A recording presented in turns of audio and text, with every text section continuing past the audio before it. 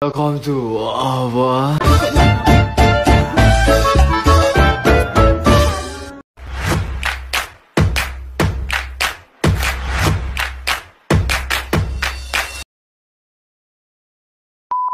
Assalamualaikum warahmatullahi wabarakatuh. Perkenalkan, nama saya Rene Revensky dengan NIM 2230103062. Dan saya Zahra Hinisofu dengan NIM 2230103087. Baiklah, di sini kami akan mempresentasikan makalah tentang aplikasi perencanaan dalam manajemen pendidikan. Selamat menyaksikan.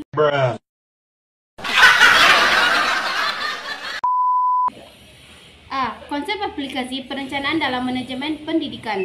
Yang pertama, esensi perencanaan dalam manajemen pendidikan. Perencanaan merupakan suatu kegiatan penetapan keputusan suatu tujuan mencapai tujuan tersebut.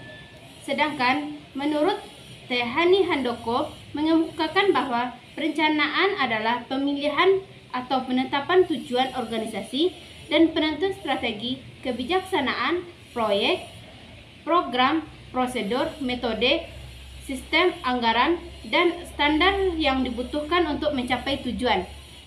Yang kedua, kedudukan perencanaan dalam manajemen pendidikan.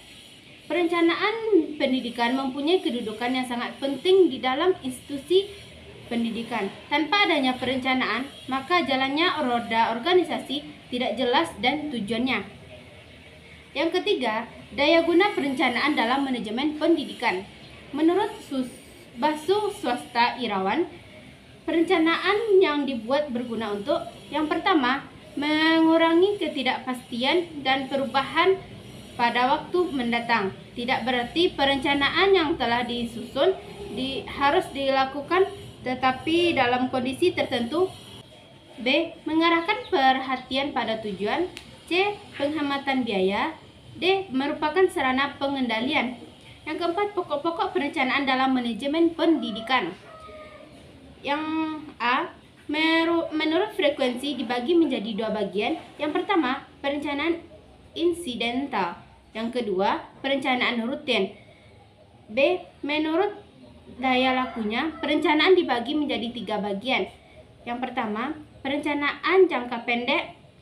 Apabila perencanaan tersebut berjangka waktu sampai 1 tahun. Yang kedua, perencanaan jangka menengah atau sedang berjangka waktu antara 1 sampai dengan 5 tahun.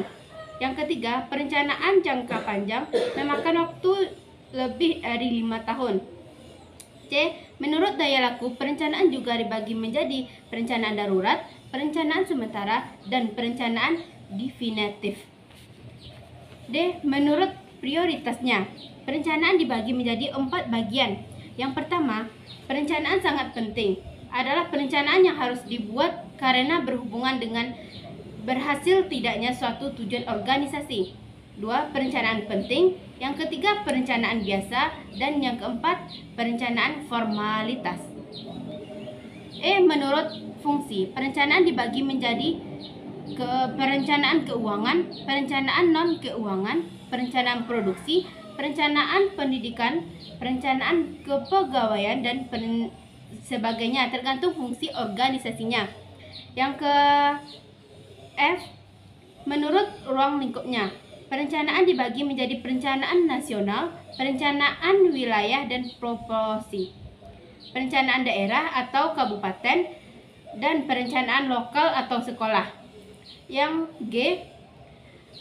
Menurut formalitasnya, perencanaan dibagi menjadi perencanaan formal dan resmi, dan perencanaan tidak resmi.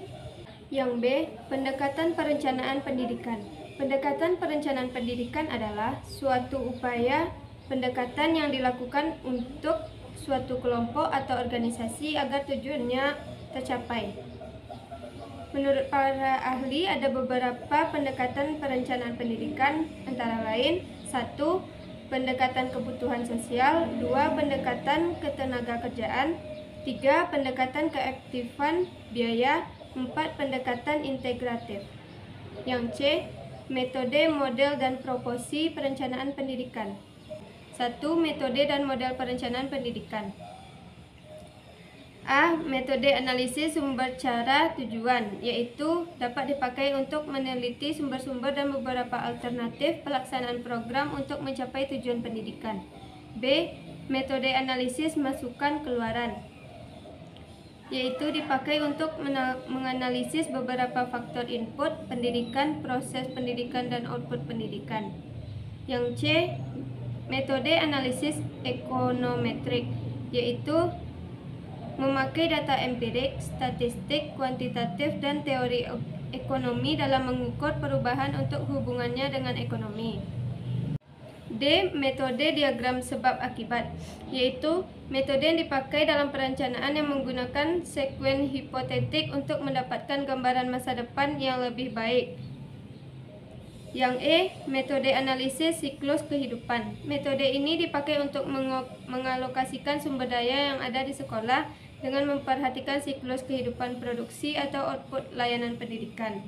Yang F. Metode proyeksi, yaitu paling banyak dipakai dalam perencanaan pendidikan yang menggunakan metode proyeksi akan menghasilkan cara pemecahan masalah penduduk 5 tahunan, data persekolahan, proyeksi penduduk usia sekolah.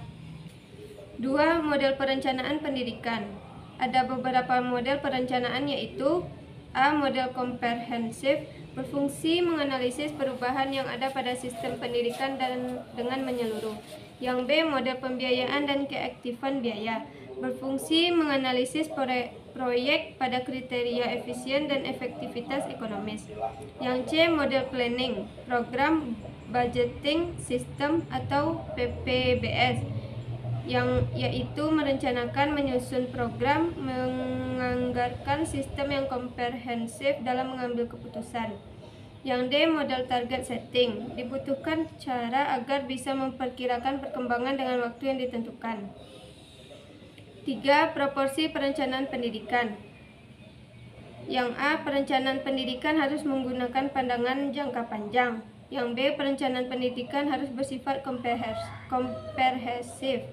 Yang C. Perencanaan pendidikan harus diintegrasikan kepada pembangunan masyarakat yang lebih luas. D. Ruang lingkup dimensi jenis perencanaan pendidikan. Yang pertama, perencanaan dari dimensi waktu. A. Perencanaan jangka panjang. Perencanaan jangka panjang meliputi cakupan waktu di atas 10 tahun sampai dengan 25 tahun. Yang kedua, B. Perencanaan jangka menengah.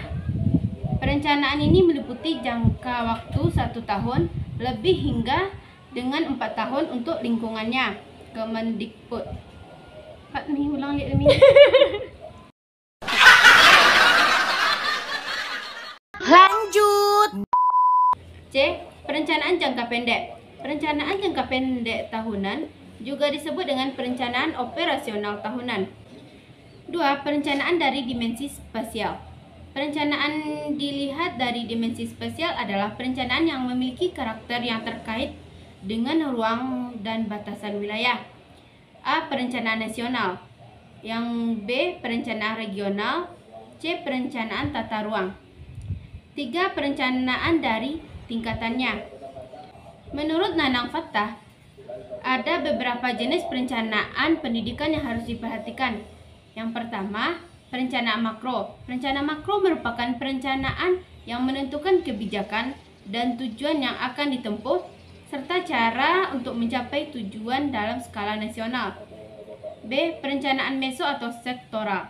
Perencanaan meso merupakan penjabaran dari kebijaksanaan tingkat makro menjadi program-program yang berskala kecil, bersifat operasional, dan sesuai dengan unit atau departemennya. C. Perencanaan mikro.